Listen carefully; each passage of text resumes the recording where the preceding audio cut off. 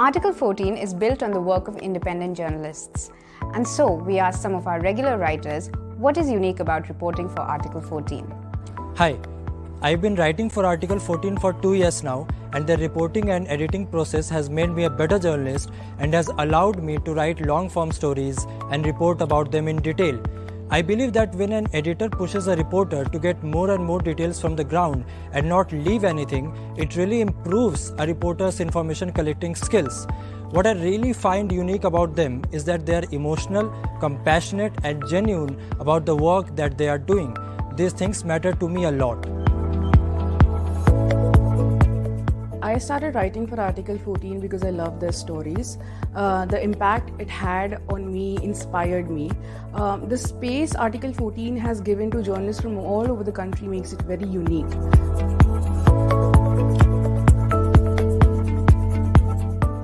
The editing process at Article 14 is a learning experience in itself, and I think all journalists who have worked with them will agree with this. At the current times, Article 14 is a very important place for journalists. Article 14 fearlessly tackles stories that others might shy away from, truly embodying the spirit of independent journalism. They are making a meaningful impact in today's challenging times for journalists.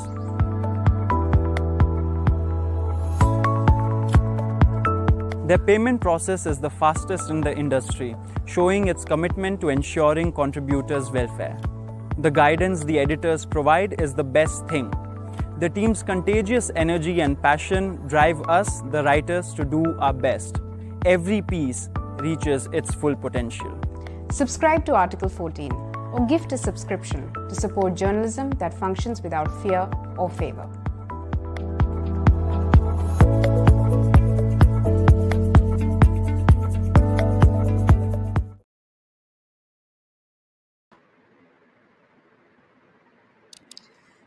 Hello. Good evening and welcome to our live stream today. I know some folk are also joining from the US, so a very good morning to them.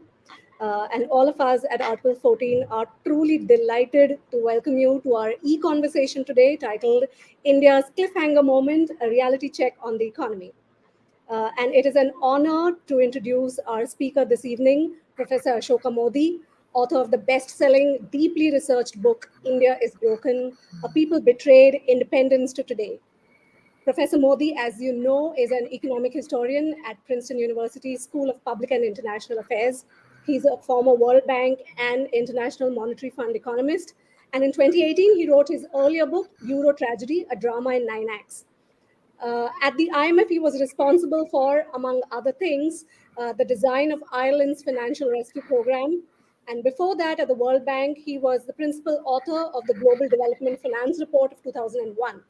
He has advised governments worldwide on developmental and financial projects and policies. He has written extensively for various categories of audiences, and we are very happy to have him with us here today. In his book, India is Broken, he has spared nobody who ever led independent India, starting with Jawaharlal Nehru and all the way down to the current regime. He has argued against the neglect of agriculture, labor-intensive, small and medium-sized manufacturing in the early post-independence years, arguing that this could have generated job-rich growth. He has traced the arc of India's current unemployment crisis all the way back to the post-independence years too, and likewise for poor quality education, public health care, etc. I also know that Professor Mody keenly follows at least some aspects of popular culture. His book is full of references to Bollywood, the original Angry Young Man, and the Angry Young Man in the new fair that we are now watching from South India. More recently, he has responded repeatedly to all the rosy projections of India's economy. When I interviewed him in January this year, he said these celebrations were of superficial grace, and that all talk of this being India's decade or India's century was juvenile economics. He told me then that once the dust had settled on post-COVID base effect, gross domestic product GDP growth would be closer to 4% or 3%. And we have just had data suggesting 2 quarters of back-to-back 7% growth. I leave it to him to explain that to you. And he minces no words. So handing over to Ashoka Mody, tell us Ashoka Mody ko gussa kyun aata hai? Thank you very much, Kavita. Uh, Before I start, I should also uh, acknowledge that Article 14 has been very important in my research. You will find dozens of references to Article 14 in my various footnotes, and this was well before I knew anyone at Article 14. So it was completely independent discovery on my part. That I have now been invited to talk with you is both a pleasure and an honor. So I'm going to show you a set of slides, starting with the GDP that Kavita you have raised. Um, so I'm forgetting the name of the young lady who is going to talk. Okay, can you put up my slides, please? Yeah, so fine. In my book, I don't deal with GDP for reasons you're going to see in a minute. But since the entire conversation in the Indian policy and analysis dialogue centers around GDP, let me give you a brief account of what is in fact happening to GDP. So you see here, this is the pre-COVID growth rate. The high growth rates were in the early 2000s and up until say 2010, 2011. Then growth rates started falling. Sometime around 2012, uh, a revision that happened in 2015 bumped up growth rates from 2012 onwards till about 2016-17. It's a completely mysterious revision. No one knows why that revision raised growth rates for such a persistent period. Nevertheless, after 2016-17, the demonetization and the uh, poorly rolled out GST, and more importantly, in 2018, August 18, with the implosion of ILNFS, the credit bubble burst. And with that, GDP growth started falling. So the blue line is the GDP that the Indian authorities present. The Indian authorities also present something called expenditure. So GDP is the way Indian authorities present it is how much income is earned by all members of the economy. And there's also a corresponding side which has to be equal in principle, which is expenditure. And often expenditure is not the same. And so what I have done is I've given you an average of the income and expenditure as the black line. And what you see is that the GDP, as measured in the blue line, started falling in 2017-18, but there was a much sharper fall that occurred in expenditure. So the average of production of income and expenditure falls. So before COVID started, this is an important point, that before COVID started, GDP growth had fallen to somewhere between 3 and 4%. So next slide. Yeah. And the most important sign of that weakness in the economy was a fall in private investment. So that's the blue line there. And what it is saying is that while our corporates talk a big talk about, India's moment and so on, they invested heavily in the early years of this millennium, century, and the investment rates have fallen very sharply and have continued to languish at this low level. And even the fact that the government capital expenditure has increased has not induced any further increase in private corporate investment. So next slide will show you now the post-COVID. So this is the post-COVID. The post-COVID, the most important thing to see over here is that it bounces around. The the y-axis here goes from 33 to minus 27, which just tells you that this is not a normal period. It fell very sharply, it rose, it fell again, it rose again. And now we are experiencing what forecasters like me call a dead cat bounce. And that dead cat bounce is being seen in the income measure that the authorities present. That's the blue line. And that's the 7.6 that came out yesterday, the last observation. But the expenditure is actually doing very poorly. And the expenditure doing very poorly is the seen in the average of the income and expenditure. That's the black line. The expenditure growth that came out yesterday was something in the range of 3.5% or less than 3.5%. So what we are being told is that GDP is doing well, but people are not spending, and that's in the data. And then we can tell lots of stories behind that data. Why is that weakness in expenditure? So my reading of the data is that the economy is trying to catch up from the losses that it incurred over the COVID period, that some of that dead cat bounce will be seen, but we are already seeing a weakness in consumption, in investment, in exports. The three categories that matter the most. So therefore, I hold on to my projection that I made to Kavita earlier this year, in which I said that in any medium term scenario, once this bouncing settles down, I expect that Indian growth rates will gravitate to somewhere between 3 and 4%. I have no reason to change that view based on the data that has emerged. So now I'll show you what I actually do talk about in the book, because in some sense that explains the weakness in consumption that we are seeing. So we'll go to the next slide. So these are the two covers of my book. So we go to the next slide. So the main theme of my book is what I call the elusive search for jobs. The one critical failure that we have seen through these 75, 76 years is that we have been extremely deficient in creating jobs. So I'm going to show you some snapshots of some movies. So this is Raj Kapoor in 1954. This is an iconic scene. I will post the video at some point on my website. In fact, Kavita, you can post the videos that I have sent along with this.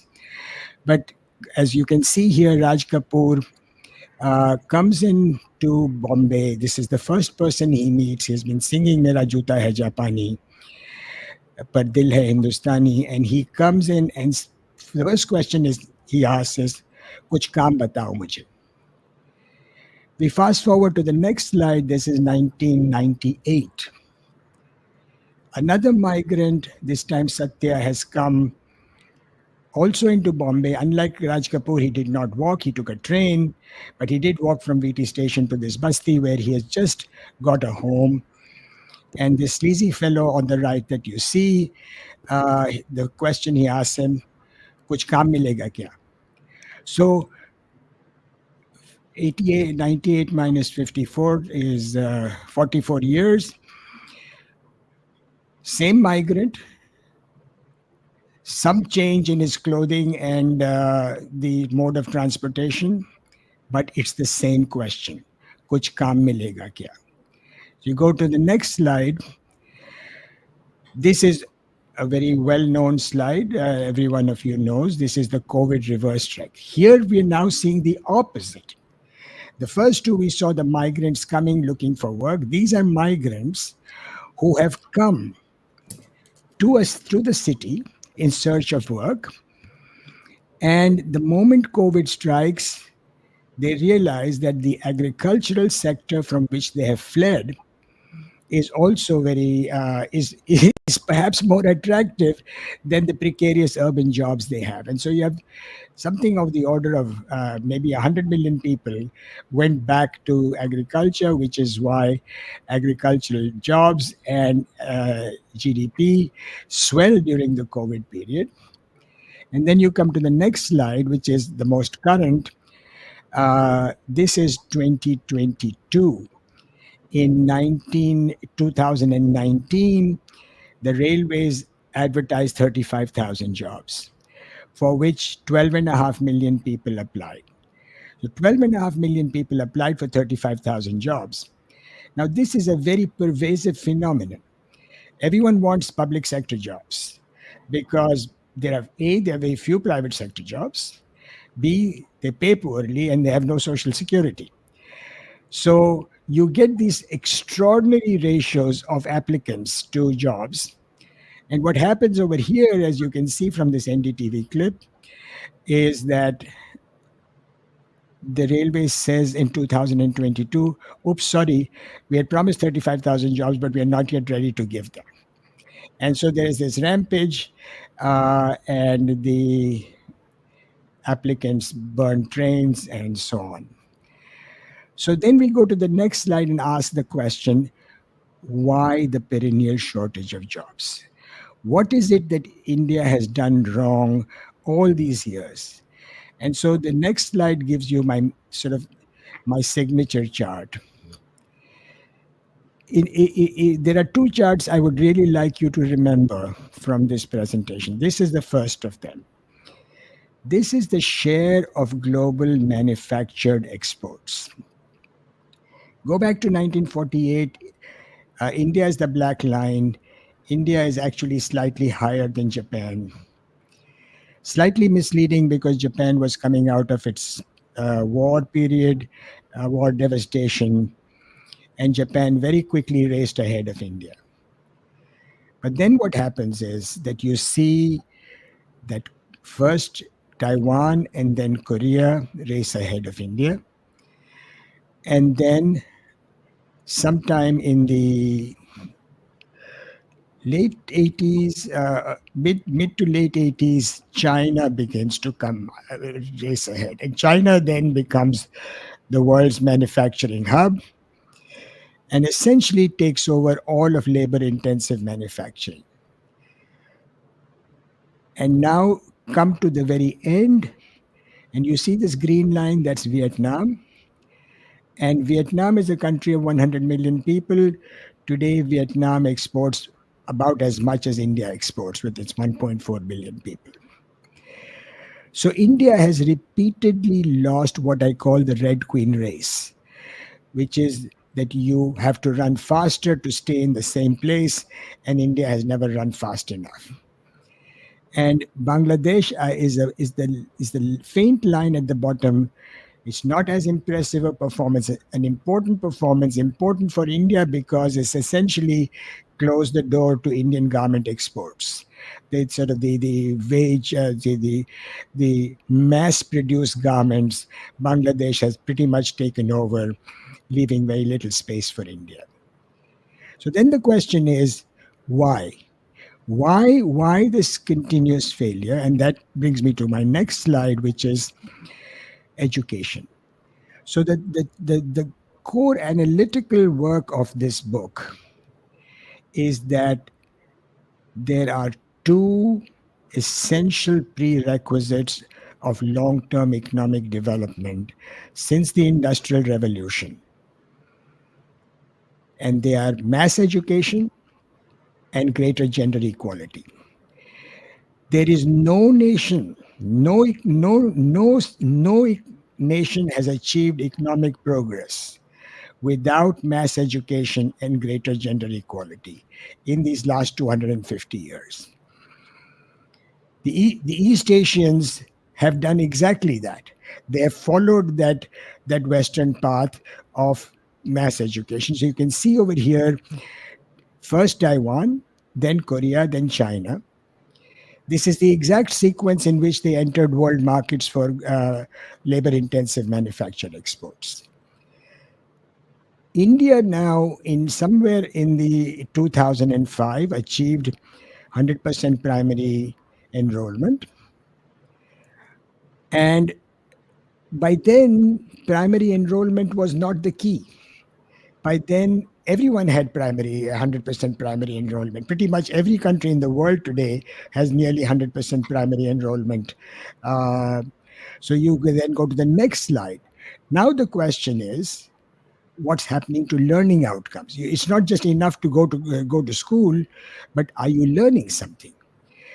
So you're going to see a theme in the coming few slides where I compare Tamil Nadu and Bihar frequently against each other, just to give you a sense of the range that we have. So these are statistics from Pratham, or ACER as it's sometimes called. Um, and these are metrics of reading ability on the left. And the question on the left is, what percentage of rural children in the fifth grade can read the second grade text? And you can see the number is somewhere between 40 and 45%, both for Tamil Nadu and Bihar. And on mathematics is always worse in every survey. And there again, kids are in fifth standard are not able to do division, or only about 20 to 30% of them are able to do division. There's one mystery in this chart, which is that Tamil Nadu appears, if anything, slightly worse than Bihar. This is a mystery that no one has been able to solve. But this is consistently seen not just in the Pratham surveys, but also in the NCRT surveys. I'll give you a view about that in a minute, but let me just give you then the next comparison, that while India is languishing in low learning outcomes, this is Vietnam. This is an international learning abilities test.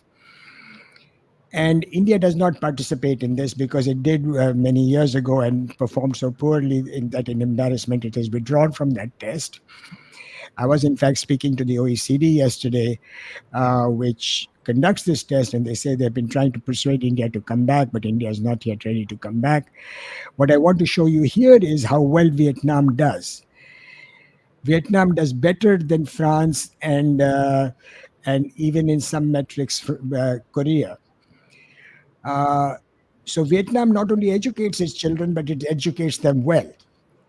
So we go to the next slide then and ask ourselves, can digital infrastructure solve our problem? So one theme that I continuously hear is that, yeah, that's fine. No, don't worry about it. We will leapfrog all these development deficiencies with our very sort of shiny digital infrastructure. The fellow you see in front of you, his name is Sal Khan. Sal Khan is head of Khan Academy. And Khan Academy is the premier online learning portal / entity in the world. And Sal Khan is a preeminent speaker on issues relating to online learning.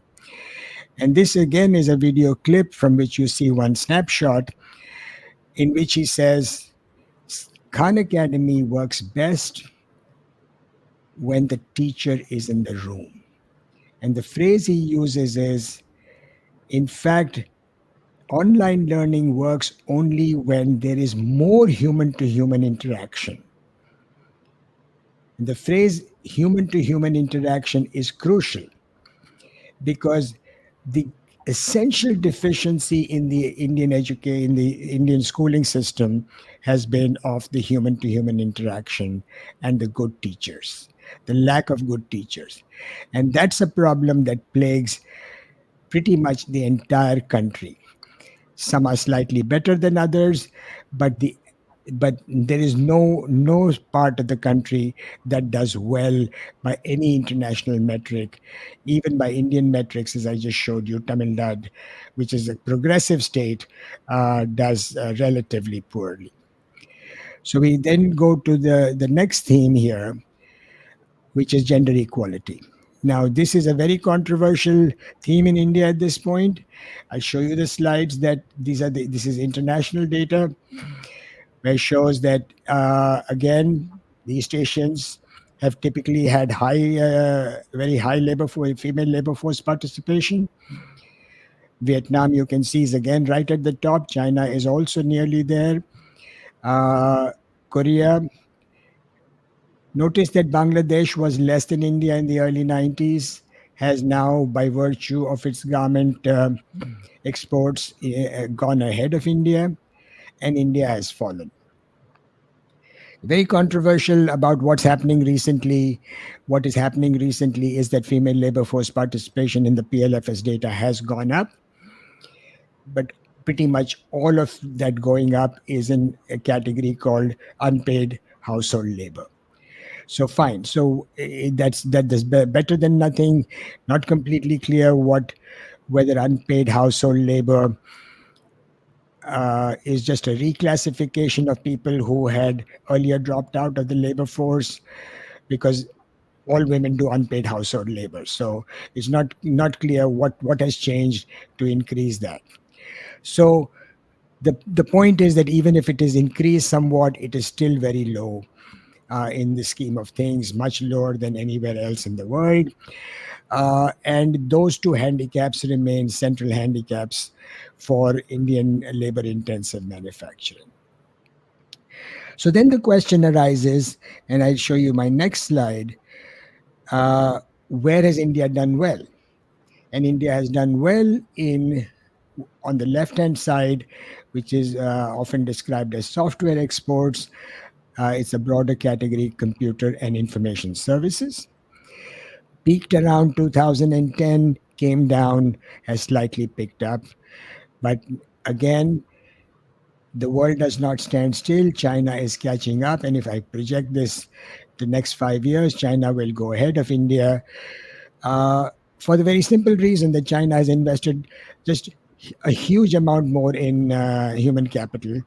Chinese universities today, Tsinghua and Peking, are the best universities in computer science, ahead of Stanford, MIT. And so it's just a matter of time before China goes ahead in that category. On the right, you see pharmaceuticals, where India has plateaued, or certainly not growing very rapidly. The latest data shows, in fact, some decrease, and China is again increasing. So, yes, two areas that India has done relatively well, but again, with some sense that there are thresholds which India is not able to cross. So, then the question is, in the next slide, I ask, where exactly has India got its GDP growth from? And so that answer is given in the next slide. Yeah. Yeah. So here again, this is the second slide I want you to remember. The large increase that has occurred, the source of India's GDP growth has been a category called finance and real estate. That's the blue line. Manufacturing has remained more or less flat. Construction increased, and post-COVID has increased more. But the big increase is in finance and real estate. And people will sort of, loosely use the phrase services-led growth. Yeah, so finance and real estate is services. But when people say service-led growth, they have this they imagine this category called information technology. Now you will see on this chart, information technology does not even show up. So when I show this picture to my students, they ask, where is IT? And I ask them back, where is IT? And then they will answer, IT is not there because IT is so small that it doesn't figure on this slide.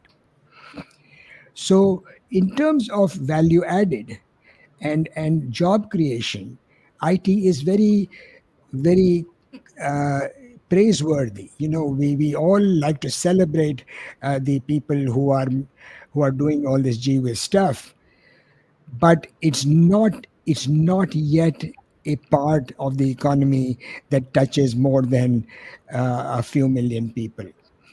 So, and finance and real estate, on the other hand, is sort of not just, it's sort of wrong economics, because as John Robinson said, finance must follow growth. Here, finance seems to be leading growth, and part of that results in this sort of continuous sense of scams, which erodes the social norms of the society and creates poor accountability, poor corporate governance, and so on. So we can go to the next slide.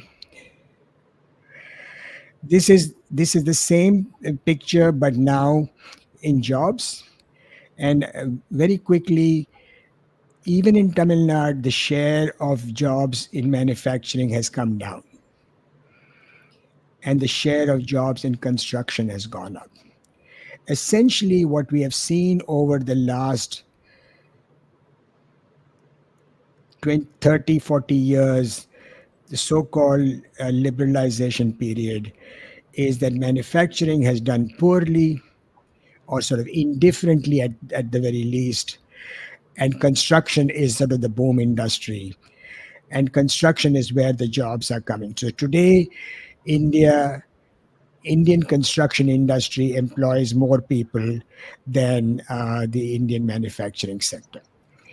So I'm going to rush through now quickly. So we go to the next slide.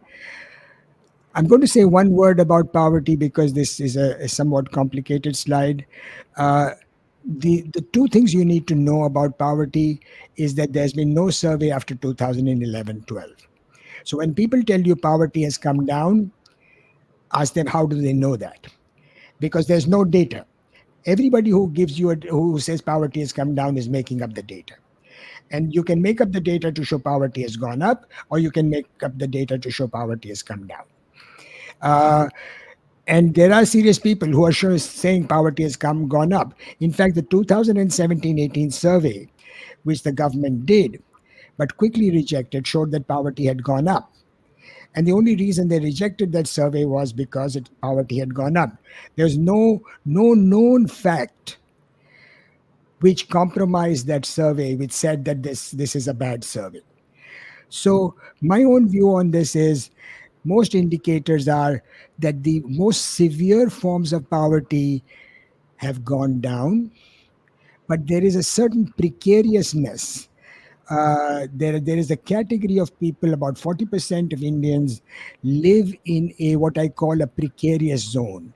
They are not poor in the dire sense, but they are often one job loss or one illness away from a very severe outcome, which threatens them and keeps them anxious and fearful. And so that's my sort of sense of what the state of the poverty debate is. You can see that in poor nutrition. You can see that therefore in stunting. Okay, so we go to the next. And of course, I can show you lots of slides on inequalities, but the key slide here is you can see the stock price of Adani Enterprises. 2014, Gautam Adani takes Prime Minister Narendra Mody on his maiden flight from Ahmedabad to Delhi, and Gautam Adani's stock price takes off with that flight trajectory. This is pre-COVID, and post-COVID is the next slide. Post-COVID, he does even better. It's come down since then through this Hindenburg thing, but believe me, Gautam Adani has still done very well. Okay, so next slide. Very quickly here now, we'll go to this next slide. So the two areas that I call the great moral failures are the broken court system, where the number of cases pending keeps going up.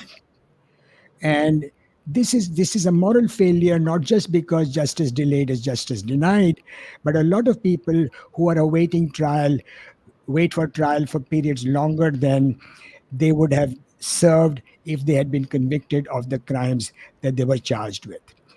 And during their internment, they often suffer from custodial torture and so on. So we go to the next slide. This is now the share of legislators charged with serious crimes. Notice, of course, that Bihar has almost 50% of its legislators currently who are being charged with serious crimes like rape, extortion, kidnapping, and such like. But Tamil Nadu is becoming more like Bihar over time. Tamil Nadu is not quite at the Bihar category, but is becoming more like it over time. So I instead of Bihar becoming more like Tamil Nadu, the opposite is happening. So we now go to the next slide, which shows you the national figures. The left-hand side is the election expenses. And the election expenses, you can see over here, The black line is India. I compared it to the United States. India was much less than the US in 2009 and has now raced ahead. So anytime somebody says corruption in India has come down, the question you must ask them is, so where is all this election spending money coming from? And on the right is the criminally charged politicians in the Lok Sabha. The black line shows those charged with serious crimes in the Lok Sabha is now 29%. The question you must ask is, who are these guys? Are they in politics because of the public interest? If not, what exactly are they doing? So we go to the next slide. This is the river Musi in Hyderabad. There's a lot of talk today about pollution in India, and every time people talk about pollution, they think about air quality in Delhi, and now more recently in Mumbai. But the most grave consequence that is the grave pollution is of rivers.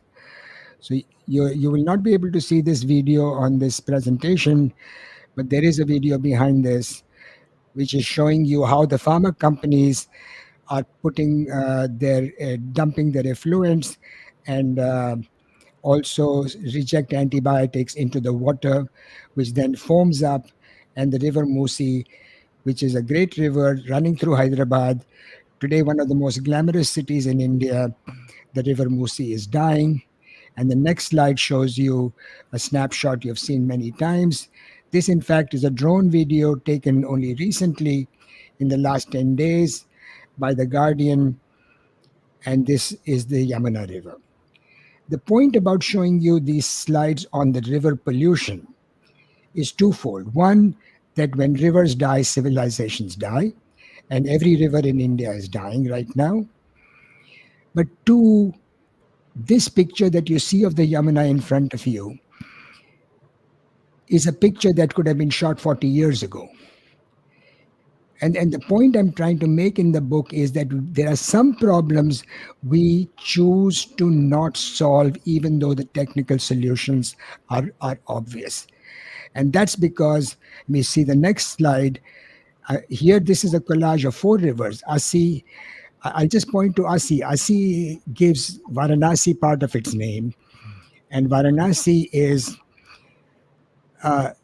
when I was growing up, the Asi was a river. Today, residents of Banaras call Asi the Asi Nala. The Asi Nala is a tributary of the Ganga.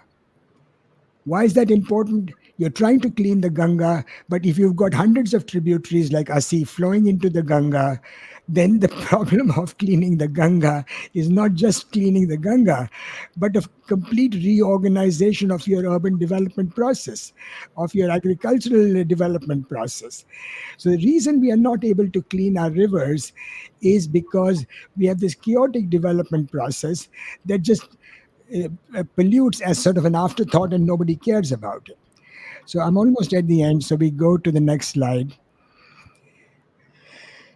This, in a sense, is my capsule summary. According to my calculations, we need 200 million jobs over the next decade to fully employ everyone in our working age population who wants a job. And this number is so large, not just because it is large in itself, but because in the last decade we have not, the best information we have is that we have not added any jobs. Or if we have added, they're minuscule number of jobs. And even as we face this daunting challenge of hundreds of millions of jobs that we need, we are facing dying rivers, a broadly degraded environment. And today, as Kavita knows better than I do, aggravated by the climate crisis. You can see that not just in Marathwada and such like places, but you can see it everywhere. So the title of my book and the introduction promised a grim presentation. I believe I've delivered on it, but I'm going to leave you with a smile on your face. So that's my last slide. This is Nita Ambani's inauguration of her cultural center. These are some of the world's most glamorous models that came and participated in the proceedings. Some of you will recognize this very well-known model. This is what I call the other India.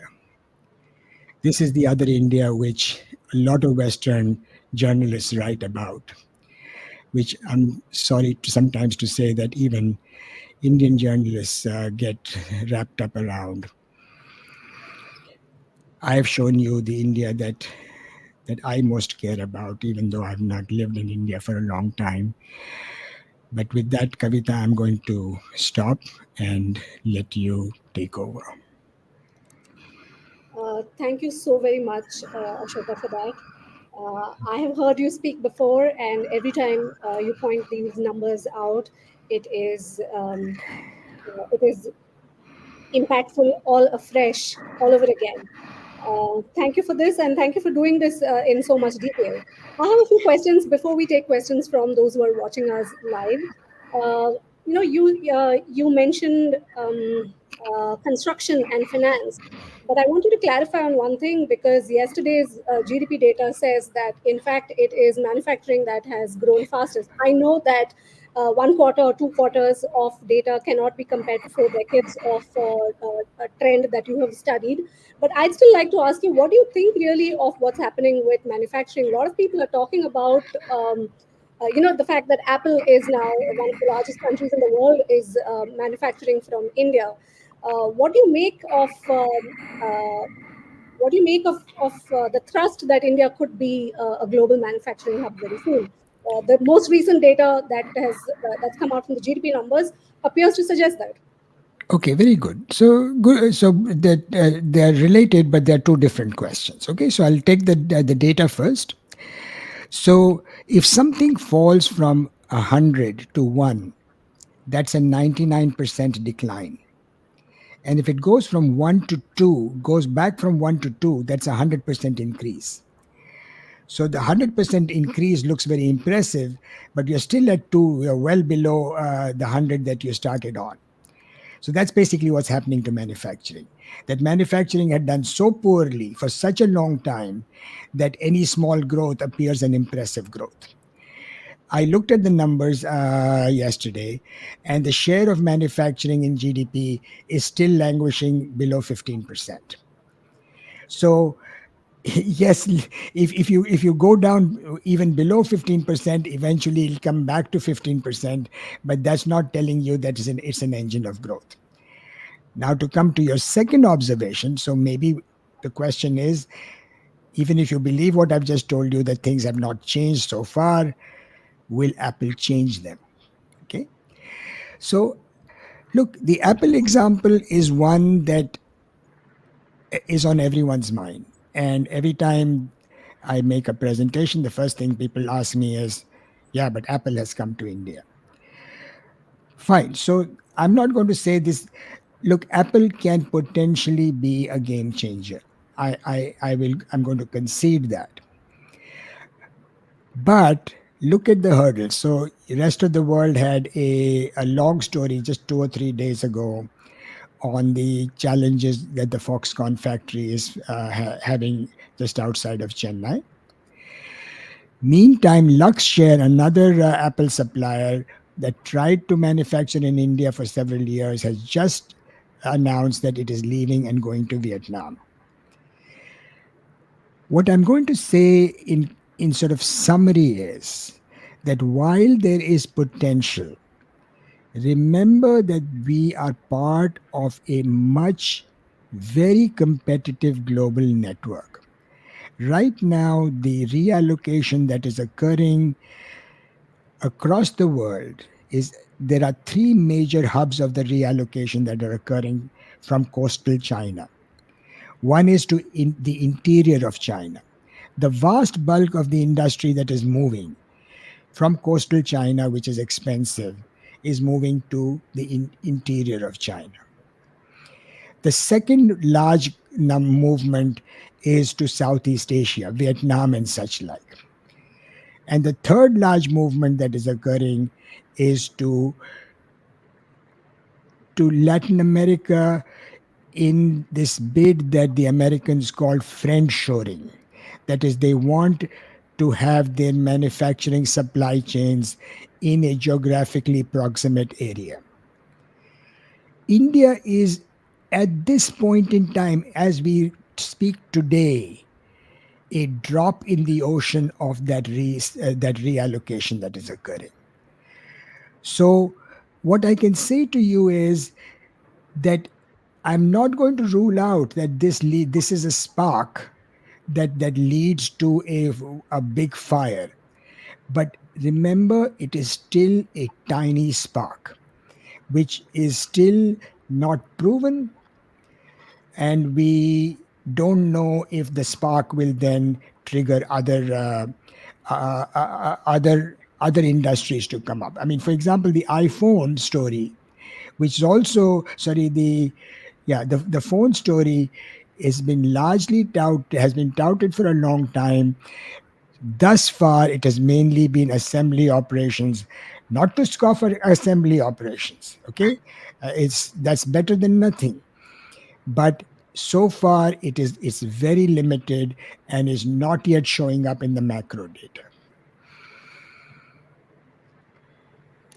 Got it. What about all the talk about the $7 trillion economy?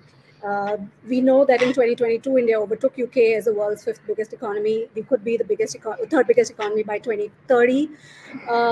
Also, while on the subject of numbers, I know I'm asking two questions at the same time again, but just today I read that India's stock market has hit a milestone as well, and there's a $4 trillion market cap on stocks listed on the BSE. So surely all this is a sign of great investor confidence, right? So because only 4 other countries apparently globally have reached this level of market cap. What would you? So How would you counter? let me take the second one first. Yeah. On the stock market. Yeah. The stock market, essentially the Indian stock market and the American stock market is very similar,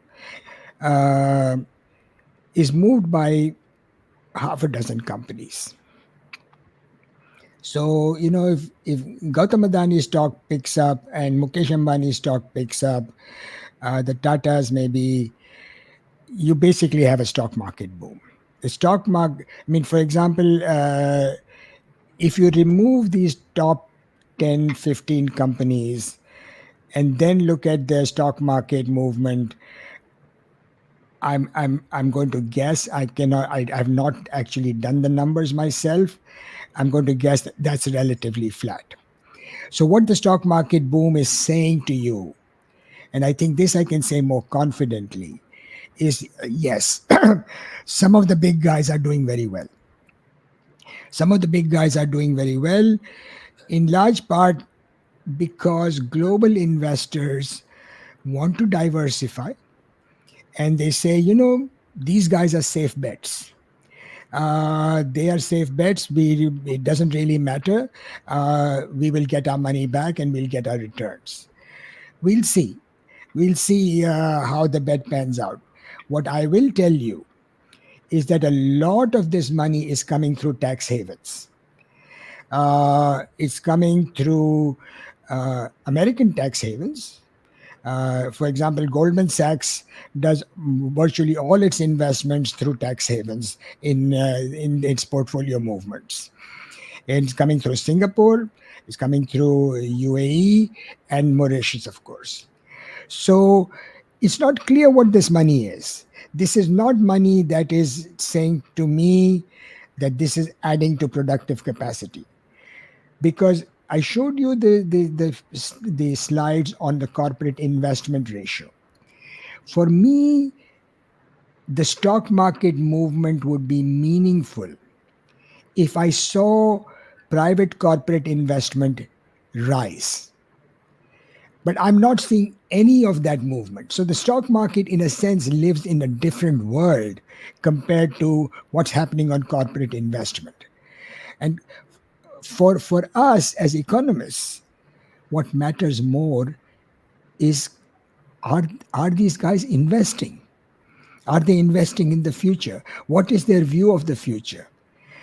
And that, in fact, the numbers I showed you are not even the most recent. And the reason they're not most recent is that the statistical organizations do not give you the data quickly, but this fellow Nikhil Gupta at one of the brokerages has done some back of the envelope estimates, and he thinks that that ratio has, if anything, come down in this year. So you have this very paradoxical situation where the stock market booms, but corporate investment comes down. I don't care about the stock market boom. I do care about the stock market, about the corporate investment coming down. On the 7 trillion,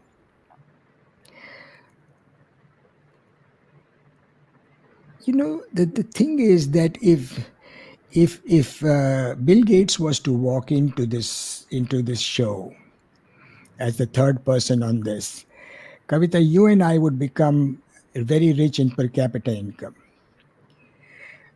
So if GDP is going up because of maybe 30 million Indians are becoming very rich. Yeah, so fine, great. More power to them.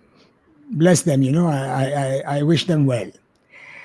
But what does it do for the broader purchasing power? The number makes sense only if it is a proxy for purchasing power of the economy. And there you then look at the numbers and say, yeah, the GDP has gone up to so many trillion, but fast moving consumer goods, take things like noodles and toothpaste and biscuits. All the data that I see says that the movement of those goods is extremely lethargic. The latest data, again, you keep referring to this, so now this time let me make a reference. The weakest growth is in consumption.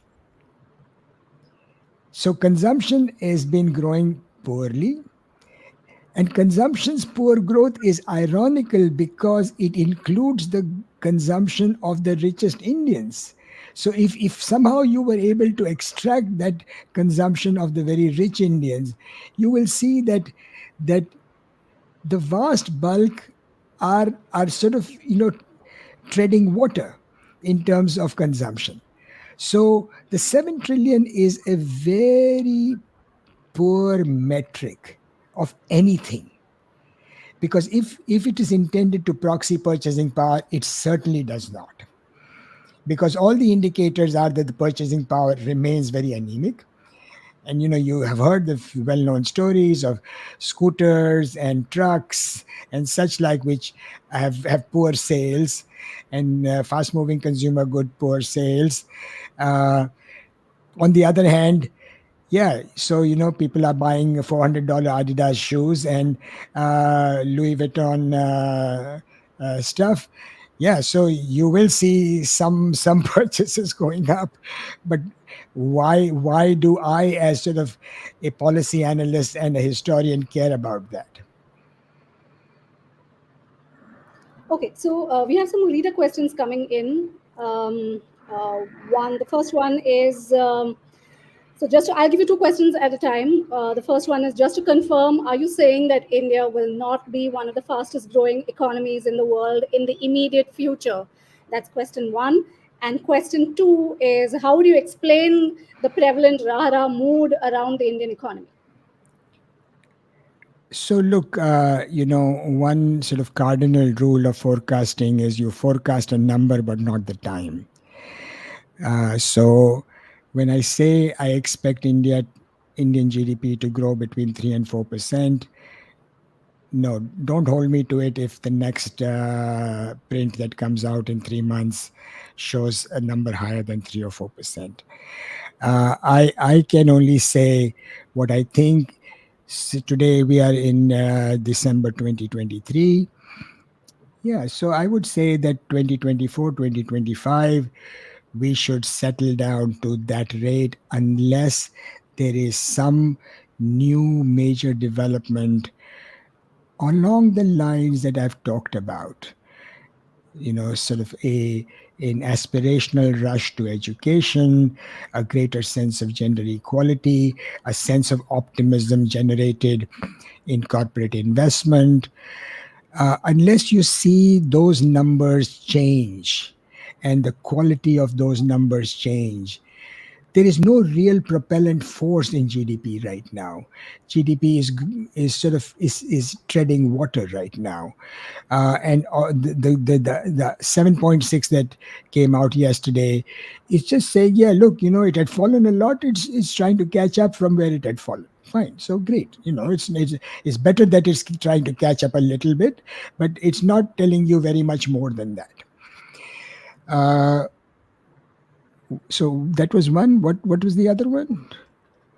How do you explain the rara mood around Rara mood. Oh, yeah. So, Adam Smith in 1776, in his Wealth of Nations, Adam Smith was a very radical fellow. He's known as a free marketeer, but he was very much for a just and equitable. He was champion of the underdog. So he has this phrase called the standing army of the elite, and there is a standing army of the elite, and it's an echo chamber. And essentially, it's something like, my first boss at the World Bank said, Ashok, reputations are made at the water cooler. So I said, what does that mean, Nancy? And she said, if somebody says, Ashok Mody, this new guy, he's really good.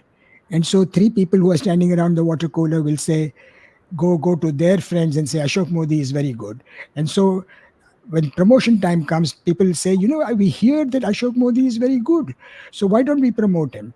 And so he gets promoted. And so once he gets promoted, people say, yeah, he's really good, And so at some point, it just becomes like that it becomes a self-fulfilling feedback.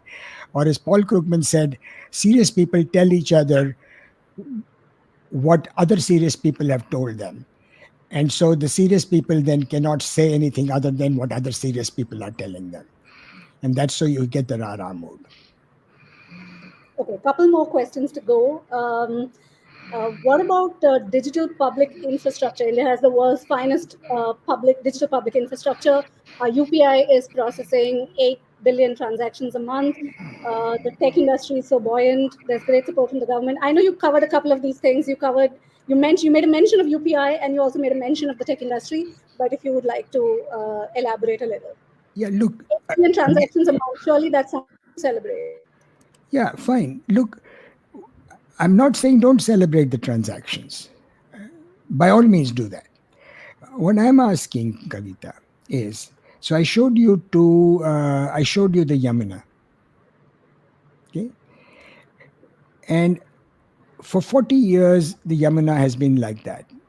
High court cases, Supreme Court cases, people are called up. What does digital infrastructure do for that? I'm not making a sort of facetious argument here. I'm saying to you what is important.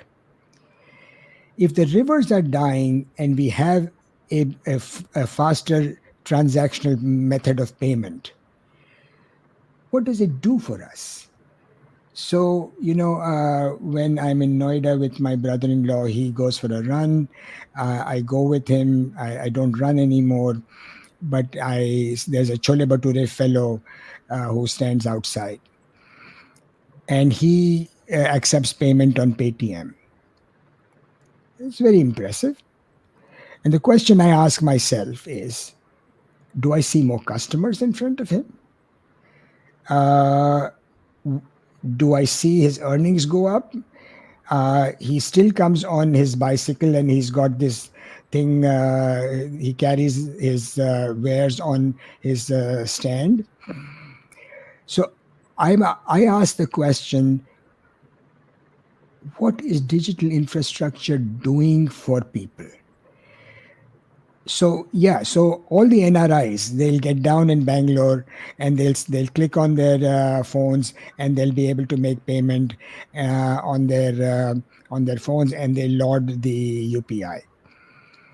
I'm not able to see how UPI solves our basic fundamental problems of education, of gender equality, of broken cities, of broken judicial system, of dying rivers, of air pollution. And my assertion is that if you don't solve these problems, the digital infrastructure remains a shiny object, which is wonderful to have, but it's a curiosity. Right. One more reader question, a little bit removed from everything we've been discussing. Is it true that many Indians are leaving India despite all the talk of huge economic growth happening here? So Is that this is a something? very good question. This is a really excellent question, and the answer is twofold. The answer is that in absolute numbers, they are still small. So, for example, last year, about 100,000 Indians tried to illegally migrate into the United States. And we know that because the US, whatever customs or INS or whoever is the relevant authority, caught about 100,000 Indians. Many of them are coming from Punjab and Gujarat. Many in Punjab are trying to get UK student visas because, sorry, not UK, so European student visas.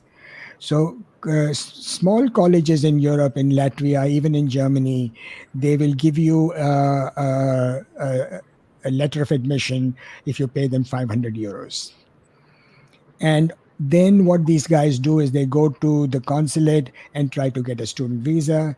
1 out of 10 maybe gets a student visa. They go in and then they escape into the European labor market. So the numbers are growing quite rapidly, but they are still small in relation to any metric of Indian population you want to take. But what they do tell me, just like your farmer suicides are small in number in any absolute sense. But what they do tell me that when people live beyond the edge of normality, they are a reflection of the broader sense of distress and pessimism. So the answer to your reader's question or your listener's question is that this is like a temperature gauge where there is clear sense of distress amongst those leaving, and the most desperate are doing it. Then there's another category that is leaving, which is the rich Indians. Those who want to get a foothold, who are willing to pay $500,000 or thereabouts, or buy property and get these so-called golden visas. There again, you're seeing the numbers are rising. Again, the total numbers are not very large.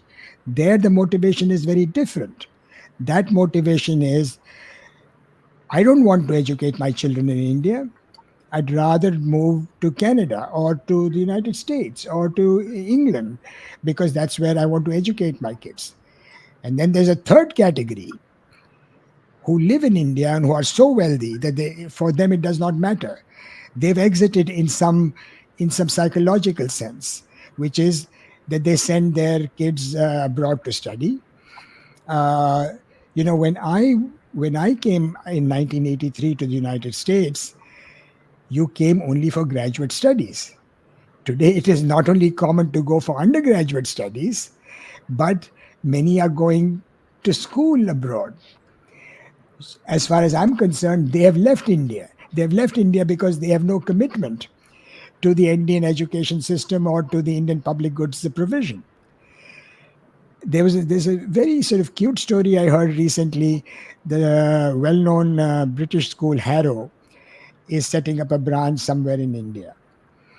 And they are going to charge something like $20,000 a year for each student. And so a mother who was interviewed said, well, of course, $20,000 is a lot, but my option is to send my kid to Harrow in England, and that's even more expensive.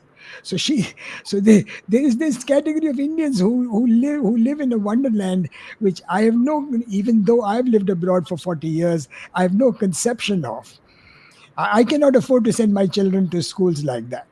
So, the point is that there is a different set of exits that's happening, and they at different levels people are exiting in small numbers, but in a temperature gauge symptomatic way, reflection of a broader disengagement with the country.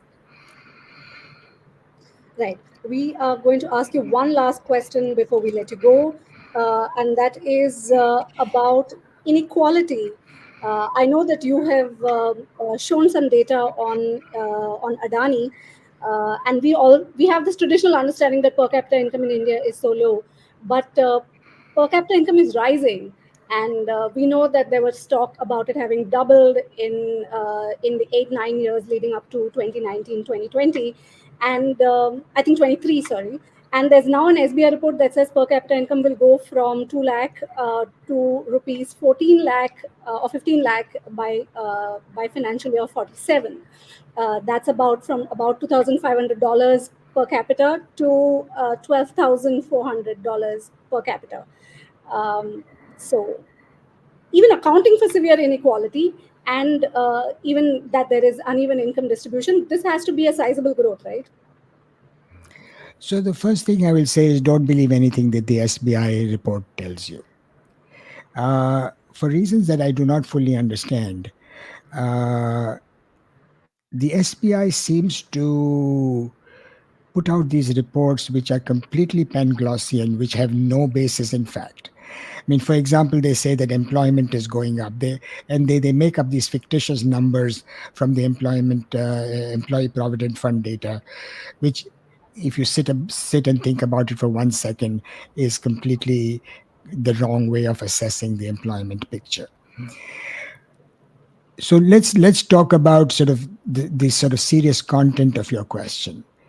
Is per capita income going up, and how well is it distributed? Okay, and Kavita, there is a short answer and there's a long answer. The short answer is we don't know. We don't know the distribution. And why don't we know? We don't know because the government insists on not doing the surveys that will let you know.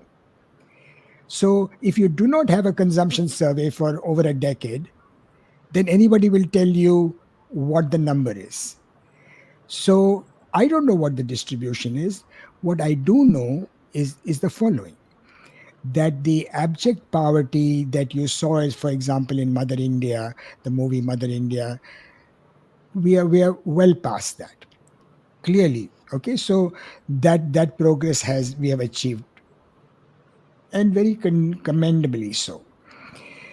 But then there is a sort of a second cycle that we are now going through, which is something that you have written very eloquently about, which is that people then struggle to send their children to private schools, and having sent them to private schools on meager incomes, send them to some neighborhood college, and there's a proliferation of these colleges, and that's where the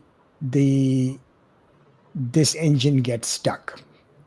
It gets stuck for two reasons, which is number one, that most of these colleges are what I call garbage colleges. They produce garbage degrees. And even the ones that do produce relatively good degrees, then the question is what happens to the jobs? Where are the jobs? So an economy that does not generate jobs on a consistent basis to give a dignified living, that's what we are seeing. So when somebody says per capita income is going to rise, I need to understand the mechanism for that. Is education going to improve? Is job creation going to improve? Just throwing a number which says, per capita income is going to increase. On what basis is it going to increase? What is the process by which it will increase? And What I'm seeing right now is that there are two major bottlenecks. Bottleneck number one is education, where we have overcome sort of the grossest limitations. We have enrolled kids in school, although kids drop out in 9th, 10th, and 11th very often, according to the National Health and Family Survey. And when they do go to college, they go to colleges where they get very frustrated. So, altogether, as long as that education cycle is not achieved in a fruitful manner, and we don't have jobs, I'm not sure where the per capita income increase of a significant magnitude is coming. I think on that somber note, I'm going to say thank you. I have learned a great deal, of course, from you all year because we've been in touch, and also afresh today with all the fresh data that you've given us. Thank you so very much, and thank you for indulging all our questions. And we hope to see you soon again. Everyone else who's tuning in from wherever you are, good night. Have a good day. Thank you. Do come back to Article 14. Do subscribe. Thank you. Bye bye. Thank you, Kavita. Thank you very much. This was very good.